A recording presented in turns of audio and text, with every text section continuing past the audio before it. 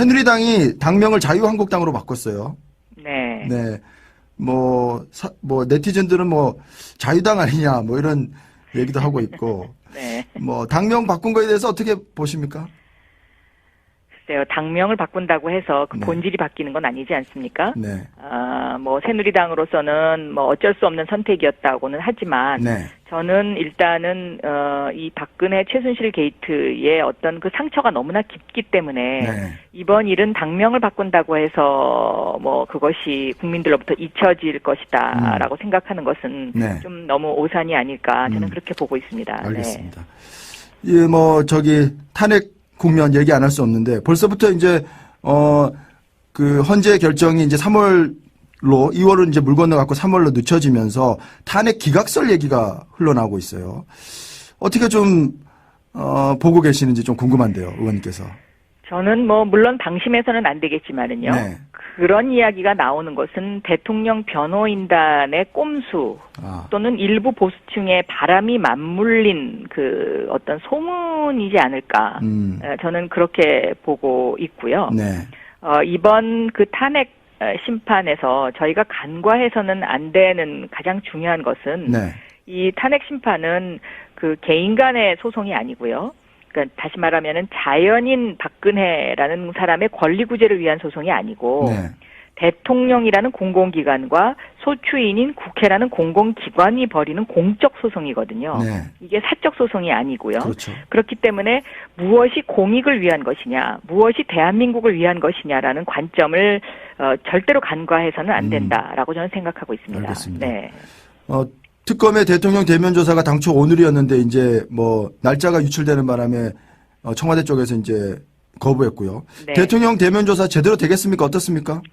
이 부분도요. 네. 그 대통령이 자연인 박근혜의 사적 사익을 위해서 지금 존재하는 것처럼 보이거든요. 네. 왜냐하면 그 청와대 측의 반론을 들어보면 특검이 예의를 지키지 않았다.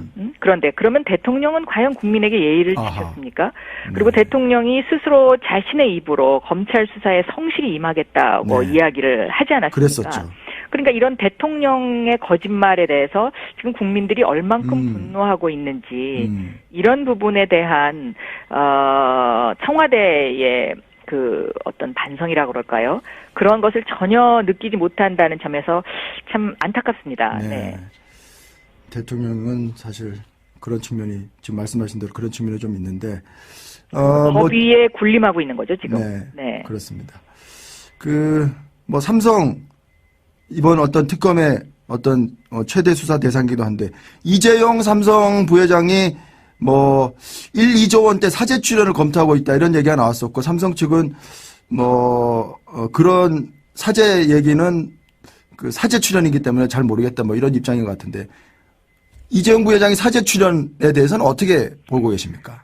이번 사안이 사재를 출연해서 해결될 일은 아니지 않습니까? 네. 그러니까 지금 어제 최근 보도를 보면 그 삼성물산과 제일모직 합병 이후에 그 순환 출자고리 문제를 해소하기 위해서 공정위에서 주식 매각을 결정을 했는데 그 문제도 청와대가 개입을 해서 절반만 매각해라라고 했다라는 이제 어제 특검이 이제 그 압수수색 들어간 부분에 대해서 보도가 있었는데요. 네. 이렇게 공정이라든가 금융위에까지 이런 어떤 원칙이 지켜지지 않고 법 위에서 청와대와 삼성이 뭔가 거래를 했다면 이것은 삼성 이재용 부회장으로의 그 승계를 위해서 세금을 내지 않고 그냥 그 삼성이라는 재벌이 수십조 원을 그냥 거저 먹으려고 하는 거하고 마찬가지이기 때문에 이런 부분이 지속적으로 계속된다면 대한민국 경제가 건강해질 수가 없고 발전할 수가 없죠. 일반 서민들은 아버지로부터 재산을 물려받으면 50%의 세금을 내는데 그렇습니다. 재벌 2세, 3세들이 이런 식으로 1%의 세금도 내지 않는다 하면은 과연 우리나라 경제가 버틸 수 있겠습니까? 그리고 공정하다는 측면에서 대한민국이 앞으로 나갈 수가 없지 않습니까? 그래서 저는 알겠습니다. 이번 사안은 굉장히 엄격하게 다뤄져야 된다라고 보고 있습니다. 네. 마지막으로 요 질문 하나만 드리겠습니다. 특검팀의 활동 시한이 이제 이달 말까지인데요. 네. 연장 가능성 있겠습니까? 어떻습니까? 저는 이것은 연장을 해야 된다고 생각합니다. 네. 왜냐하면 특검이 지금 우병우 수사도 제대로 아직 못했고요. 이런 그 재벌과 관련된 부패 수사도 제대로 하지 못한 상황이기 때문에 네. 이것은 연장을 해야 하는데요. 네. 이 연장의 그 결정권을 황교안 권한대행이 쥐고 있어서 그렇습니다. 과연 이 황교안 권한대행이 그동안의 행태를 보면 박근혜 대통령과 거의 한 몸이었기 때문에 네. 비협조적으로 나오지 않을까 저는 그렇게 보고 있습니다. 네. 네. 그렇기 때문에 사실 연장이 어려운 것 아니냐 이런 얘기들이 있어요. 네, 그래서 그렇게 거부를 하게 되면 국회에서 지금 이미 제출된 특검법 개정으로 가야 하지 않을까 네. 저는 그렇게 생각합니다. 알겠습니다. 네. 김기춘 전 실장이 이제 구속 기소됐는데 어떻게 지켜보셨습니까? 네, 뭐 사필 기정이 아닐까 그렇게 생각을 합니다. 그리고 네. 한 공직자로서의 그 일생에 대해서 생각해보는 그런 반추해보는 그런 계기였다고 생각하고 있습니다. 네. 네. 뭐 바로 뭐 현안으로 좀 들어가 보죠. 뭐 네. 그 당내 이제 대선 구도가 문재인, 안희정, 이재명 이렇게 3파전으로 굳어졌어요. 네. 안희정 지사가 여론조사로 이제 뭐 2위로 급부상하면서 경선이 이제 박진감 있게 넘치게 됐는데 특히 이제 안희정 지사가 새누리당에 대해서 대연정을 제안한 것을 놓고 당내에서 뭐 여러 말들이 나오고 있고 당 밖에서도 이제 논쟁이 벌어지고 있는데 의원님은 어떻게 보십니까? 정권 심판이라는 시각에서 보면 네. 대연정론이 당장은 비판받을 수도 있겠다고 생각을 합니다. 네. 그러나 한 번 더 생각을 하고 현실적으로 들여다보면은 누가 대통령이 되더라도 여소야대 정국이 되기 때문에 이 연정과 협치를 하지 않으면 국정을 이끌어갈 수가 없지 않습니까? 네.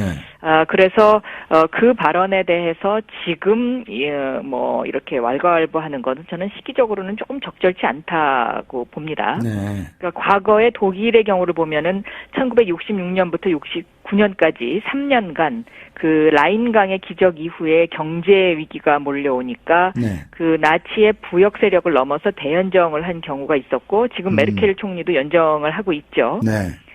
그래서 이 대연정이라는 단어가 지금은 비판받을 수 있겠지만 네. 정권 교체 이후에는 현실적으로 다가오는 문제입니다. 네. 그래서 저는 이명박근혜 정권이 네. 이 부패로 망가진 네. 그 경제 위기가 대선 이후에 찾아오게 되면 네.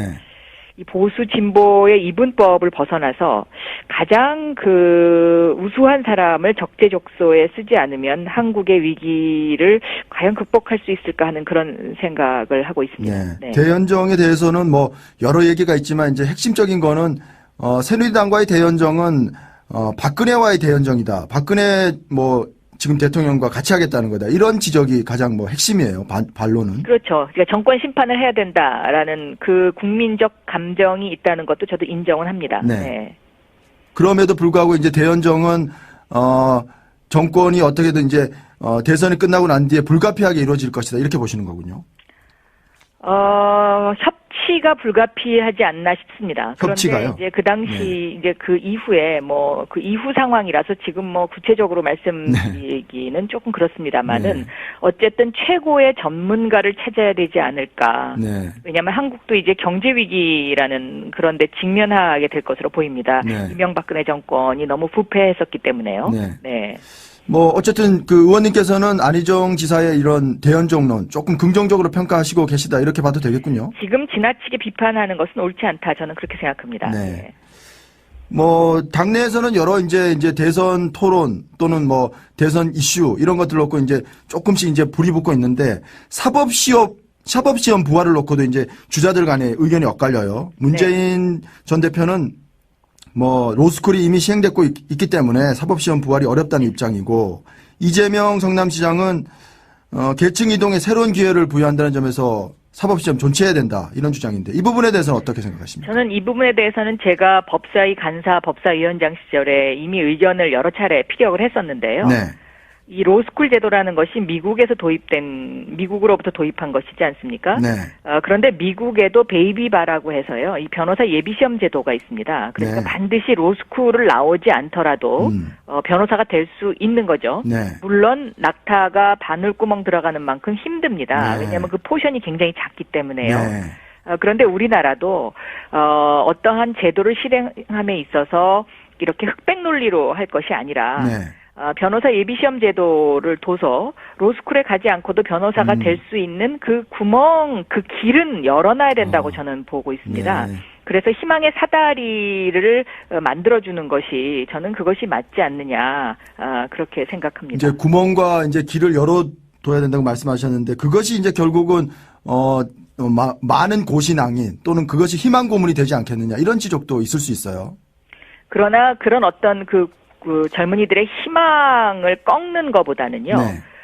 저는 어떤 그런 희망을 주는 것이 사회적으로 더 큰 포용적 그 성장을 이룰 수 있다라고 저는 보고 있는 것이죠. 네. 네. 뭐 이재명 시장은 뭐 지금 이제 사법시험 존치 논란에도 그렇고 문재인 전 대표에게 계속 토론 좀 하자고 이렇게 좀 뭐 애글 하듯이 그러고 있는데 토론이 잘 안 되는 이유는 뭡니까? 글쎄요, 제가 그 사정은 잘 모르겠습니다. 아, 그렇습니까? 토론은 뭐 앞으로 있겠죠. 네. 네, 네. 뭐 문재인 전 대표가 토론을 자꾸 피한다는 그런 어떤 뭐 얘기를 자꾸 하고 있어서 말이죠. 네, 제가 그거는 정확하게 모르겠습니다. 네.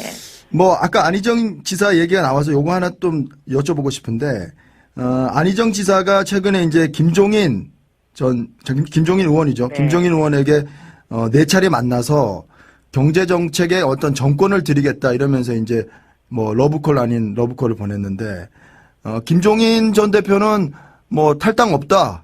뭐 예전에 이제 순교하겠다 이런 말씀하시다가 이제 탈당 없다 이렇게 안에서 뭘 도모하시는 분위기인데 어떻게 안희정 지사와 이렇게 좀 어떤 그런 뭐 좋은 관계 또는 뭐 지원하는 관계 이렇게 갈 수 있을까요? 어떻습니까?